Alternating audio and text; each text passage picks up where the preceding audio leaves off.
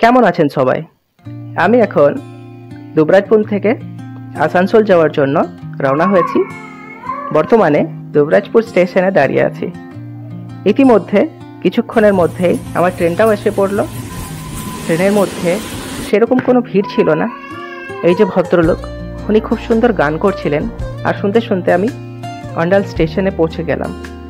স্টেশনের মধ্যে আমি দেখলাম কয়েকজন ব্যক্তি কঠোর পরিশ্রম করছিলেন ট্র্যাকের মধ্যে। সত্যি ওনাদের জন্যই আমরা ভারতীয় রেলে এত সুন্দর রেল উপহার পেয়েছি। পরের ট্রেনটা পেয়ে গেছি, চেপে পড়লাম, আর এই মনোরম সবুজের দৃশ্য দেখতে দেখতে আমি আসানসোল স্টেশনের দিকে রওনা দিলাম। খুবই সুন্দর, কোনো রোদ নেই, আর আবহাওয়াটাও বেশ ফুরফুরে ছিল। এই যে দেখছেন বাইরের আসানসোলের দৃশ্যটা খুবই পরিষ্কার আর মনোরম। ভদ্রলোক খুব সুন্দর করে আখের রস বানাচ্ছিলেন, তাই আর নিজেকে সামলাতে না পেরে আমিও এক গ্লাস অর্ডার করেই ফেললাম।